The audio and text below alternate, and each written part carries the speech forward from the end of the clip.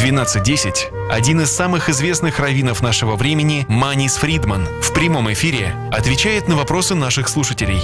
Вы услышите мнение самой мудрой книги человечества – Библии, о самых сложных проблемах, стоящих перед современным миром. Присылайте ваши вопросы заранее на наш имейл info@rosa.fm или во время передачи по СМС 347 460 08 77. Ой, слава Богу, хорошо, потому что сегодня вторник, по вторникам мы говорим Thank God it's Tuesday, мы сразу говорим слава Богу, потому что в это время, бесценное время на нашем радио, и оно бесценное, потому что его нам дарит величайший раввин нашего времени, раввин Маниса Фридман, который, кстати, является отцом Бенни Фридмана, которого мы только что слышали по радио с песней «Слава Богу, хорошо». Вот. И это то, что нам говорят со всех сторон семья Фридманов.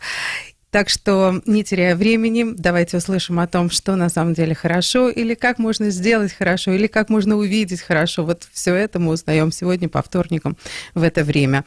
Благодаря раввину Манису Фридману. А вопрос, который я хочу ему сегодня задать, это... 20% нью-йоркских евреев проголосовали за Мамдани, который явно антиизраильский настрой имеет. Он говорит об этом открыто. И, несмотря ни на что, 20% евреев проголосовали за его кандидатуру на мэра Нью-Йорка в первичных выборах. И вопрос совсем простой. Но вот мы сами, может быть, это мы сами, те, кто помогаем, кто, может быть, даже и создает вот этот антисионистский настрой во всем мире. Вот такой вопрос сегодня. Давайте попробуем узнать, какой ответ нам даст сегодня раввин Маниса Фридман.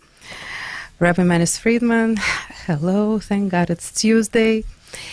And the question, as I just said in Russian to our listeners, the question is 20% of Russian Jews. We spoke about it last Tuesday because last Tuesday was the day of elections. It was the primary election. And of course, the most important thing that was happening is that we're choosing a new mayor, or I don't know how we're going to vote, but yesterday we were choosing a new candidate for mayor of New York. And we were saying, God forbid, we're going to vote in an anti-Semite, an open anti-Zionist, and that's exactly what happened. And 20% of Jewish voters voted for his candidacy, knowing full well his positions on Israel. He openly said that he wants to arrest Netanyahu if he ever has a chance, and basically he is open anti-Zionist, besides other things. Yet 20% of Jewish people have voted for his candidacy to become the next mayor of New York. So the question is so obvious. Okay, there are a lot of Jews out there who are anti-Zionists. First of all, is it okay? And second of all, are we aiding the entire world in this anti-Zionistic attitudes? Is it us?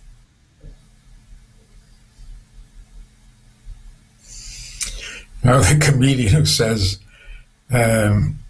democracy is a form of government that is of the people, by the people, and for the people. Which sounds very nice, but what if the people are idiots? You end up with a government of idiots.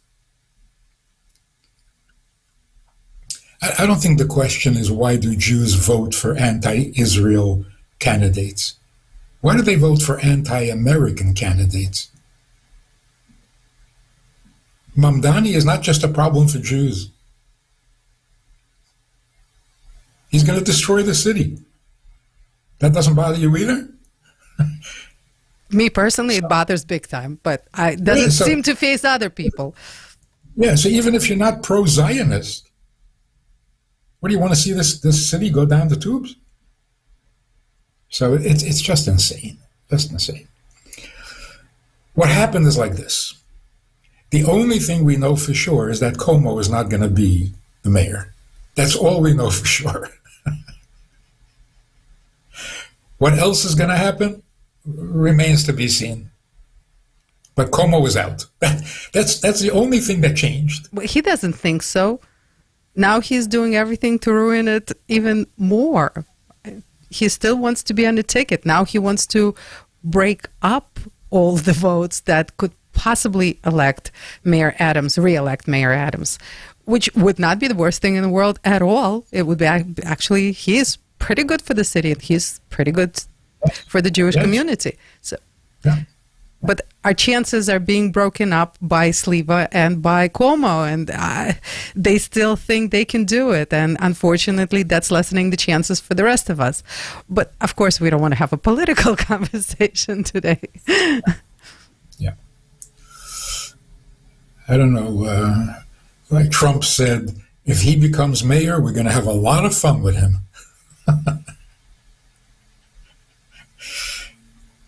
Anyway, we'll see. Obviously, we have to make sure that he doesn't get elected. Not for Israel, and not for Jews, for New York. But God works in mysterious ways. Yeah, we noticed that. Sometimes the mystery is awesome. But Mirza Hashem, he will not be the mayor. That's the objective. That's the vision. Maybe this is just a wake-up call to get that 20% back into thinking normal. It's really shocking. He says what he says openly. I'm going to destroy this city. Vote for me. And they vote for him. It's just nuts. This whole voting process is not without its flaws. Especially when you let anybody and everybody vote. It's a bit crazy.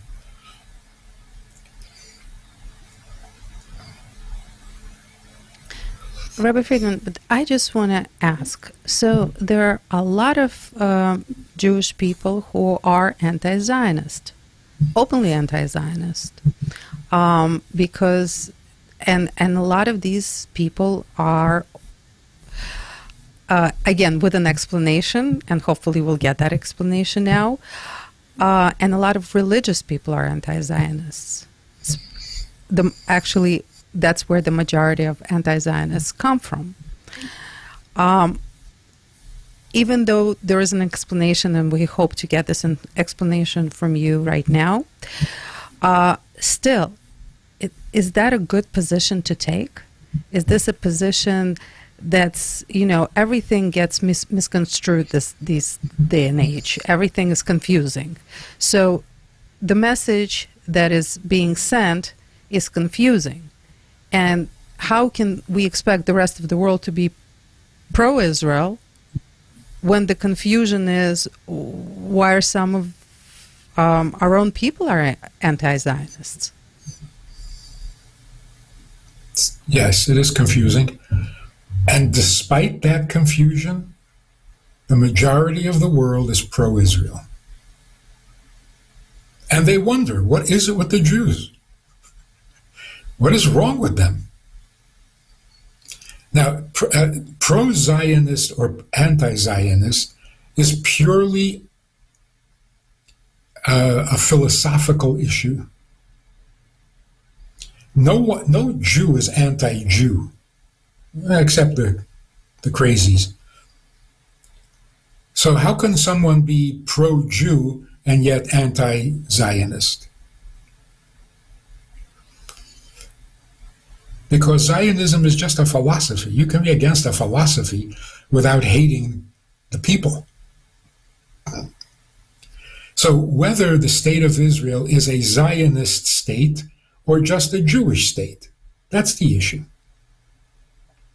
So if you say you're anti-Zionist, it doesn't mean you want the country destroyed. It means you don't see it as a Zionist invention. You see it as a Jewish country with Jews, which is more reliable and more true. So Zionism was invented in 1940, whatever, 1930. The state of Israel, the country of Israel, the Jewish people, the people of Israel, eternal. So anti-Zionist doesn't mean you're against Jews of Israel or even against Netanyahu. It means you don't think of Israel as a Zionist state, you think of it as a Jewish state. When anti-Zionism becomes anti-people, that's disturbed. That's twisted. It's like saying I'm anti-religion. So if you're anti-religion, you hate people who are religious? That's wicked.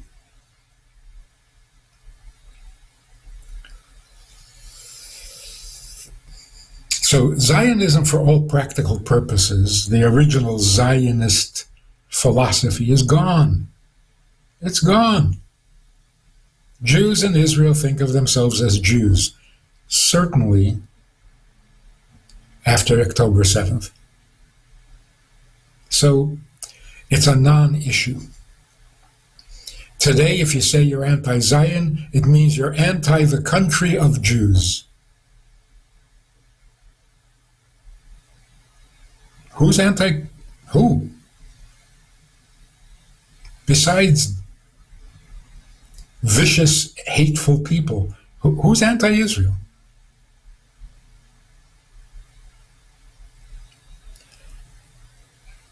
So it's amazing how, despite the confusion that we're creating, the world is not that confused. The sane world knows that Israel should finish the war, complete it completely eliminate the regime in Iran, turn Gaza into a Jewish city. Anyone with their head on straight, what's the question? What's the question? The fact that Jews themselves are not sure, that's very confusing. But it doesn't change the facts. The facts are Iran has to be defeated, and defeat means humiliated. Gaza has to become completely Jewish so that it's never again a threat. And any Arab who lives in Israel has to know that they're living in a Jewish state. If they're comfortable, they can stay. If not, they've got to go. It's as simple as 2 and 2 is 4. How can we be confused about that? It's ridiculous.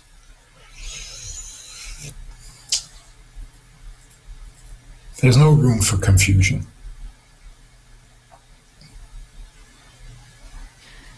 So it must come from the damage of 2,000 years of persecution. Because it's definitely damaged thinking. Afraid, terrified, what is the world going to say? They're going to hate us. You mean the people who hate us are going to hate us?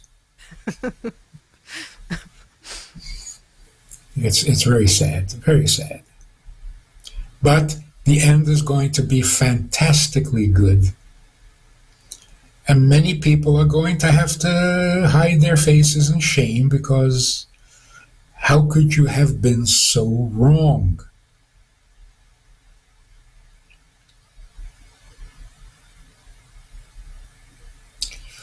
The good news is coming and continues to come.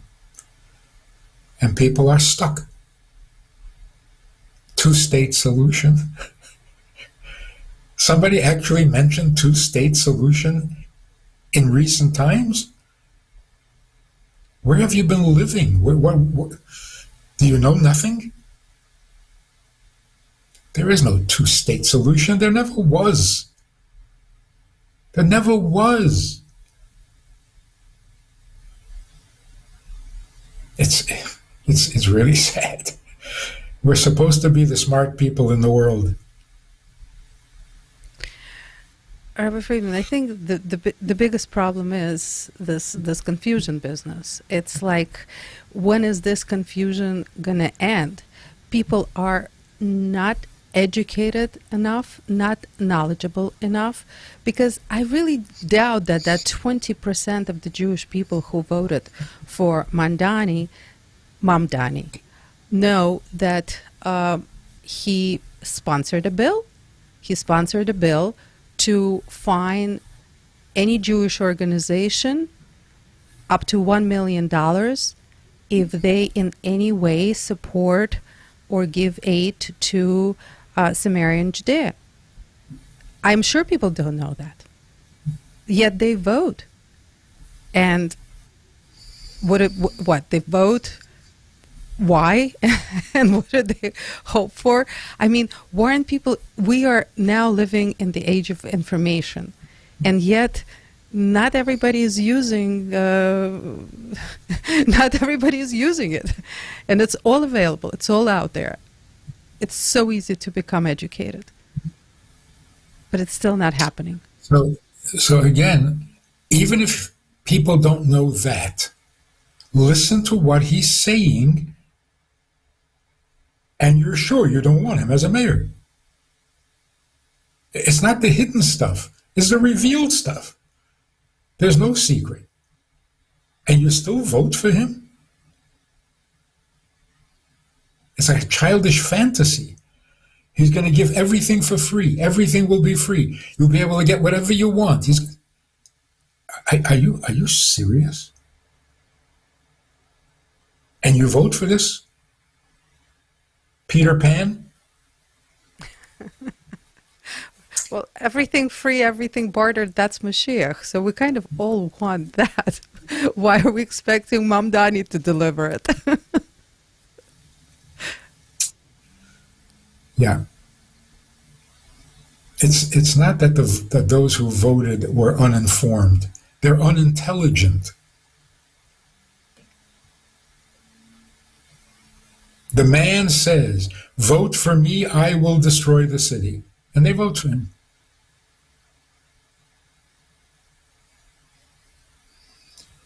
That is the fatal flaw of one person, one vote. Rabbi Friedman, another very, very mixed message that is happening amongst the Jewish people worldwide is, it seems, and when people speak, everybody speaks the same.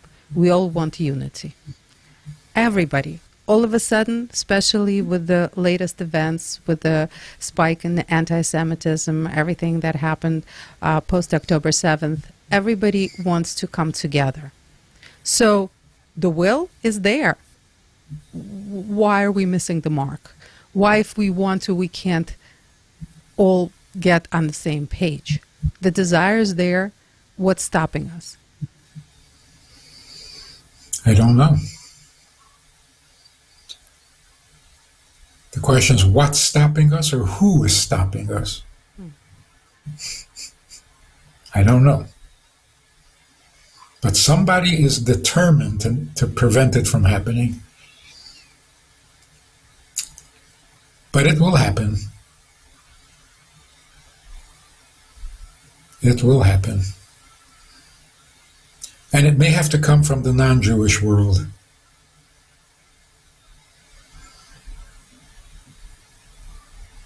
Yeah, we're so intimidated by the majority, since we're a tiny, tiny minority, that maybe the majority has to do the right thing, and then we'll be brave enough to do the right thing as well. But as long as we think the world is against us, we're intimidated. We have been for 2,000 years. How is that going to change overnight? So the thought that the world is against us still makes us weak in the knees.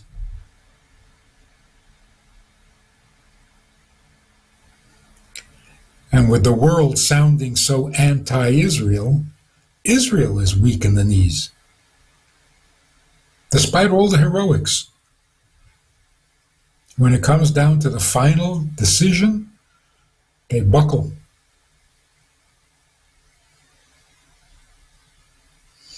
You know, the chutzpah, I don't even know if it's true or not, but Hamas is ready to have a ceasefire on the condition that they get to decide who's going to govern Gaza.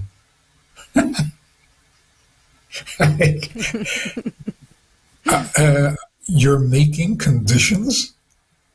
You're the kidnapper, and you're making conditions that we should work with you? This is so absurd.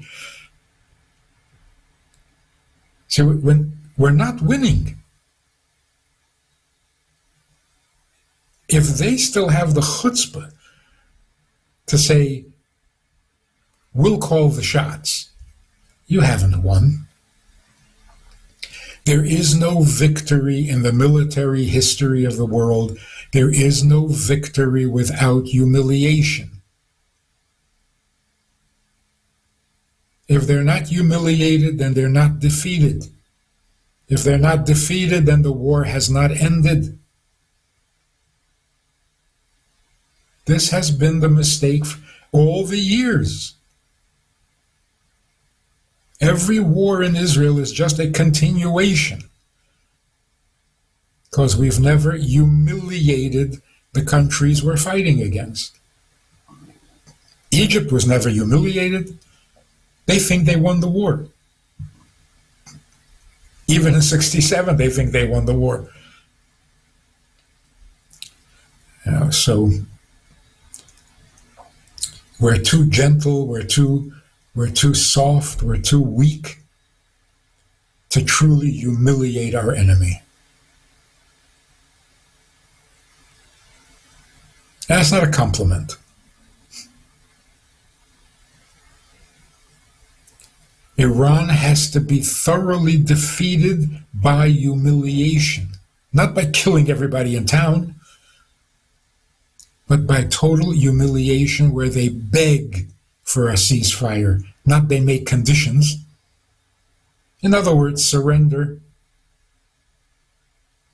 If your enemy doesn't surrender, the war is not over. Is this rocket science?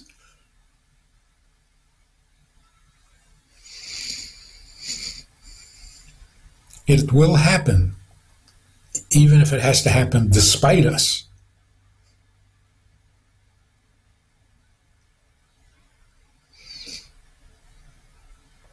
Rabbi Friedman, are we transitioning? Are we changing as a whole, not just individually? Is there a progress lately for the entire Jewish people all over? Oh, for sure. For sure. Israel is changing dramatically. Like in Israel, no one talks about Zionism. It's only anti-Semites that talk about Zionism.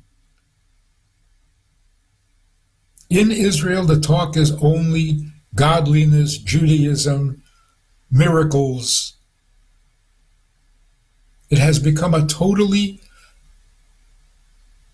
sacred conversation. When I say religious, it's all about godliness and holiness, and it's a different country. Except for that handful of damaged individuals who unfortunately make decisions in government.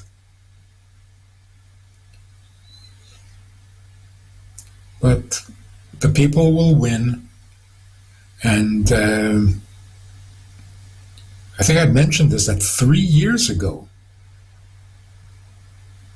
maybe 4 years ago, In Washington, there was a conversation about the change in Israel, that Israel has suddenly become more right-wing, and that the secular singers are all singing biblical songs.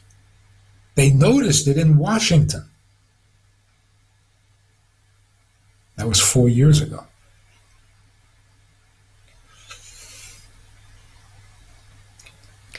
Rabbi Friedman, something also very strange is happening all over. You know, the famous political commentator, and he has a huge, long political history, Mark Levine. He has a show on Fox News.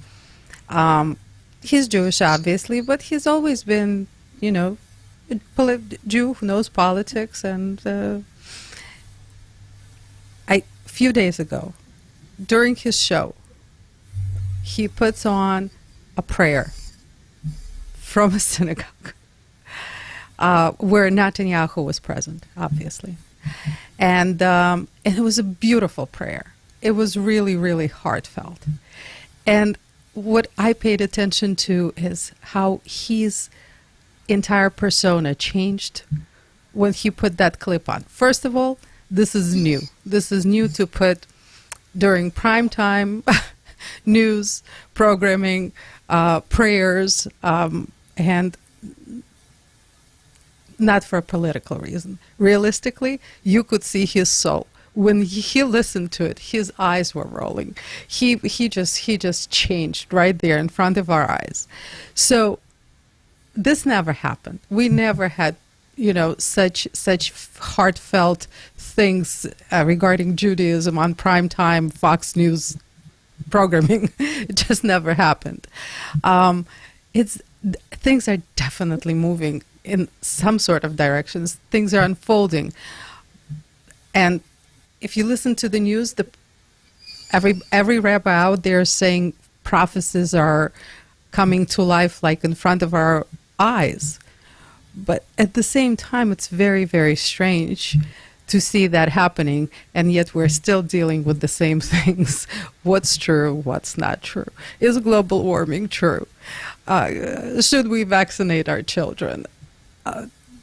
Can we trust the education system, and so on and so forth? So we're like living in these two crazy parallel worlds right now. and it seems like we need to tip the scale, push things along as much as possible. But there's still so much confusion, and last week's primaries kind of, unfortunately, was not a good sign, was just not a good sign that we're going in the right direction. There's so many signs that we are, and then there's signs that, no, we're still not there yet. What do we do? So which one can we trust? Are we going to go back to vaccinating against COVID? I don't think so.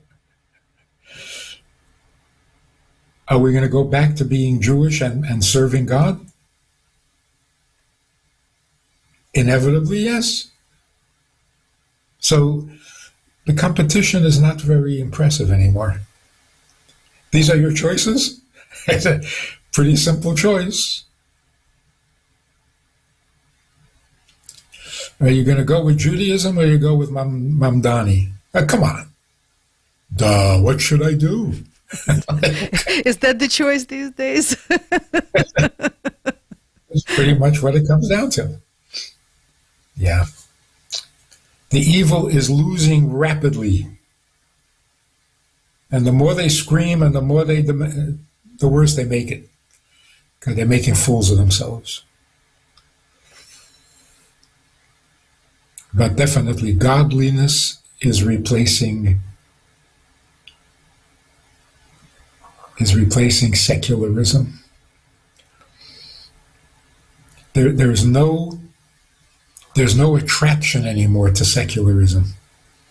It offers nothing. It's completely bankrupt. So the choices are becoming so much easier. Ideally, there should be no choice. Like, what are you even asking? What are you asking? Should we vote for somebody who wants to kill us? Maybe not.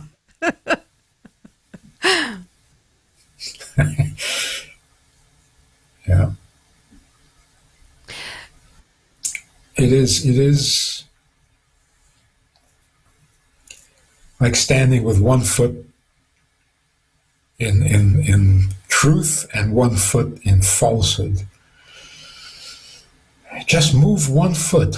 Which one should I move? Should I leave truth and values and purpose and meaning and join the death cults? Or should I pull my foot out of the death cult and just stand with both feet in life and goodness? Difficult decision. Give me a couple of days to think about it. There's nothing to think about. So who's going to win? What's the question? What's the question?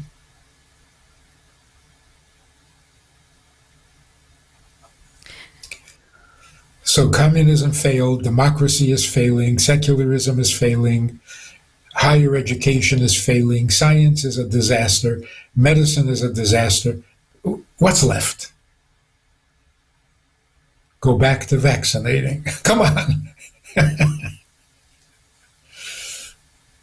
Yeah. Rabbi Fridman, but at the same time, I cannot help, because we spoke about it exactly a week ago. We're like, this is a test. This is going to be a test of where we're at. Intellectually, spiritually, morally. This is a test. And we kind of failed that test right now. We kind of failed that test. I mean, if we're looking at the current facts, not the truth, but the facts. So we did fail, and unfortunately, it brings up a certain emotion in those who are on a different side, and that emotion is fear. It's fear that immorality still kind of has the upper hand if we go by the test that we had last week. So how do we handle this still? Unfortunately, people are fearful. People are fearful of what can happen if, okay, this was a practice test, but we have another serious test coming up in November, which is going to decide our reality for the next 4 years. So yeah. There's fear. There is, but let's speculate. If this same candidate ran for office 5 years ago, 80% of the Jewish vote would be for him. Oh, yeah. Now it's only 20%. That's not a very comforting thought, but it is something. So the changes are very real, and it's moving in the right direction. We should encourage Jews to listen to Mamdani. Listen to him. Pay attention, and you will never vote for him. Just demonizing him is not enough. Say, don't listen to him, don't listen. No. Listen to him. Listen to every word he says. And he will convince you not to vote for him. Rabbi Fridman, I have to ask, why do you think that 5 years ago 80% of the Jewish voters would vote for him? Why? 80% were anti-Trump. 80% were Democrat. 80% were anti-Zion. No, I'm speculating. I don't know. But it seems like it would have been a lot more than 20%.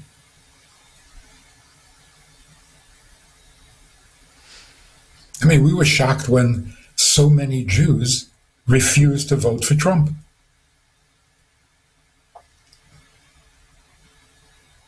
after he moved the embassy to Yerushalayim, he gave the Golan Heights to the Jews.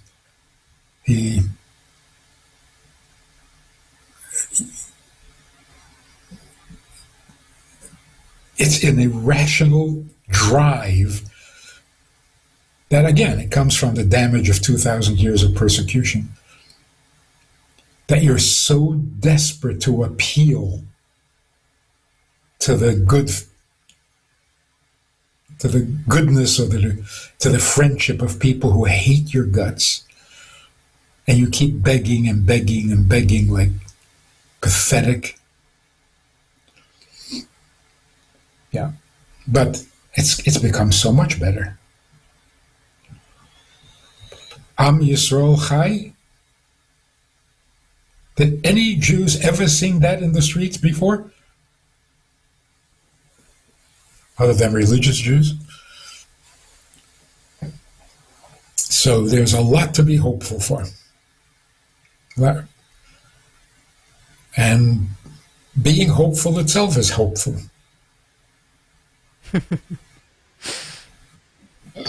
Rabbi Fridman, amazing.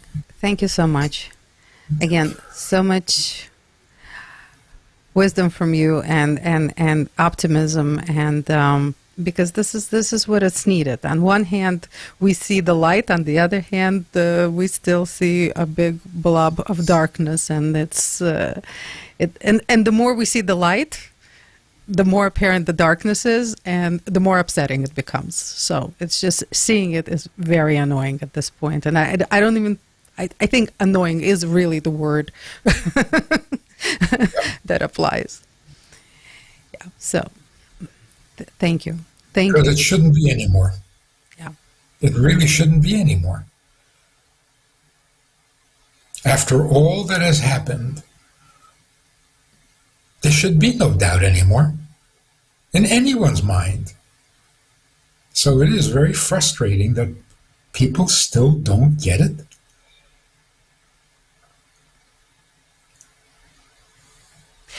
Mamdani is not hiding anything. He's throwing it in your face and you don't get it?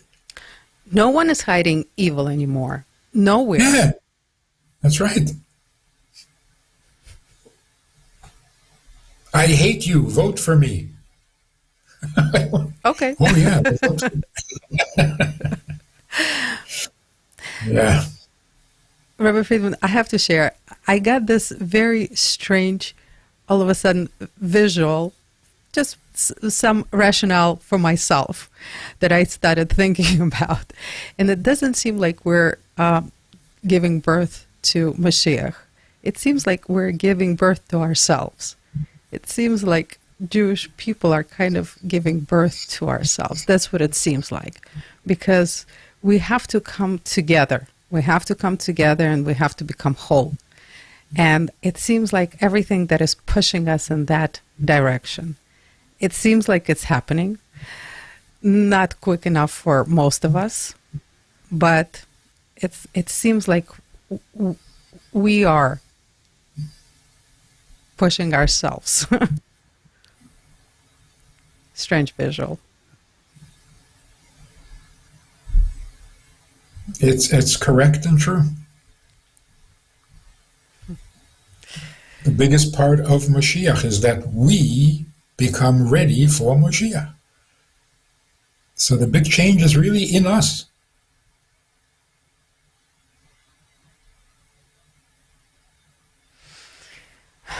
Hopefully everyone... That's good news.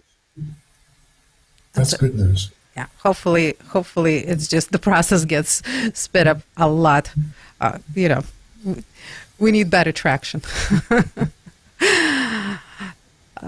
Rabbi Fridman, thank you so much. This was amazing, very insightful, this clarity is essential right now. I think it's like one of the most important things that we need, and to have this clarity, positivity, and optimism about what is happening. And thank you for giving it to us, and thank you for giving it to the entire world. You're definitely a blessing that Hashem has sent our generation. So thank you so much. We really, really appreciate this time that you allocate for us, and I hope everybody pays attention to everything you're saying, because you've been very clear, always. And not just clear, it's everyone says the same thing. Whenever Rabbi Friedman speaks, we understand. And I think that's essential for us to get this clarity. Being hopeful doesn't mean you don't have to go out of your way to make things better. We have to vote him out.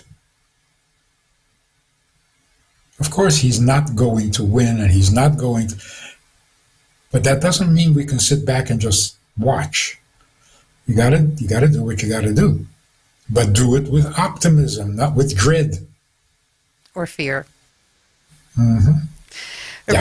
Rabbi Friedman, thank you so much. Maybe this is one more element that's going to bring everybody together. So hopefully this is it. And again, thank you so much for your time. Thank you. And thank you for the amazing advice that you always give us.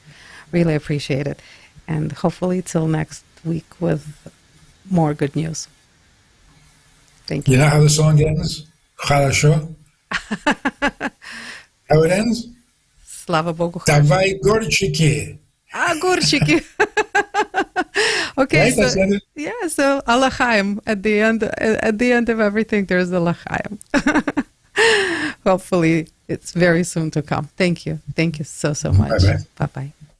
Ну а всем, кто нас слушал, конечно, вам огромное спасибо. Спасибо за то, что мы все стараемся сделать этот мир лучше, в первую очередь оптимизмом, надеждой, ну, естественно, как Рабби Фридман сказал, действиями. Так что давайте поддерживать друг друга и помогать другим, поддерживать других. Распространяем позитивный подход к жизни.